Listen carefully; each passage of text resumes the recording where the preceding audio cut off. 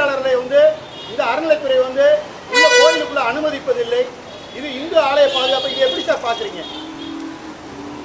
உலக புகழ்பெற்ற சித்திரை திருவிழா மிக சிறப்பாக நடைபெற்று கொண்டிருக்கிறதை நினைக்கும் போது மதுரையிலே பிறந்ததற்காக நான் பெருமைப்படுகிறேன்.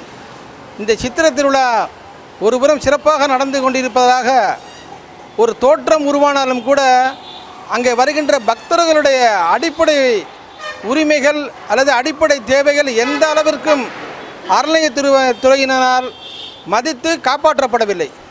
அதிலேயும் பத்திரிகை துறையை சார்ந்தவர்கள் கோவிலுக்குள்ளே அனுமதிக்கப்படுவதில்லை என்ற ஒரு வருத்தமான செய்தி நம்முடைய காதுக்கு வருகிறது.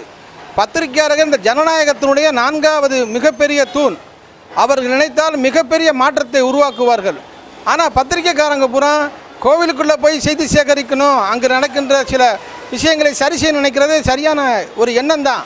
ஆனால் அதையும் தாண்டி கோவிலுக்கு வெளியே லட்சக்கணக்கான பக்தர்கள் பலவிதமான இன்னல்களோடு பலவிதமான வருத்தத்தோடு தான் கோவிலுக்குள்ளே இறைவனை தரிசித்து விட்டு வருகிறார்கள். அவர்களிடத்திலேயும் நீங்கள் இந்த மாதிரியான ஒரு பேட்டியை எடுத்து அறநிலையத்துறை என்ன செய்து கொண்டிருக்கிறது என்பதை நீங்கள் வெளிக்கொண்டு வருவீர்கள். ஆனால் அவர்கள் மகிழ்ச்சி அடைவார்கள். அறநிலையத்துறை அப்போது தான் தன்னுடைய தவறுகளை எல்லாம் உணர முடியும். ஏனென்று சொன்னால் அறநிலையத்துறை ஏதோ ஒரு வானலாவிய அதிகாரம் படைத்தவர்களைப் போல தங்களை நினைத்து கொண்டிருக்கிறார்கள். மதுரைக்கு அரசி அன்னை மீனாட்சியினுடைய சன்னிதானத்திலே வேலை செய்வதனால் தானும் மீனாட்சியை போன்ற ஒரு மிகப்பெரிய சக்தியானவர்கள் என்று அவர்கள் நினைத்து கொண்டிருக்கிறார்கள். மீனாட்சி அம்மன் வானமும் பூமியும் இருக்கும் வரை இந்த மதுரையிலே காட்சி கொடுத்து மக்களை காப்பாற்றக்கூடிய ஒரு தெய்வம். ஆனால் அற்ப மனிதர்கள் என்றைக்கு வேணாலும் இந்த உலகத்திலிருந்து விடைபெறக்கூடிய ஒரு சாதாரண அற்ப மனிதர்கள் தான் எல்லா அதிகாரமும் தன்னுடைய கையிலே இருக்குது என்ற இருமாப்போடு பக்தர்களையும் நடத்துகிறார்கள், பத்திரிகையாளர்களையும் நடத்துகிறார்கள்.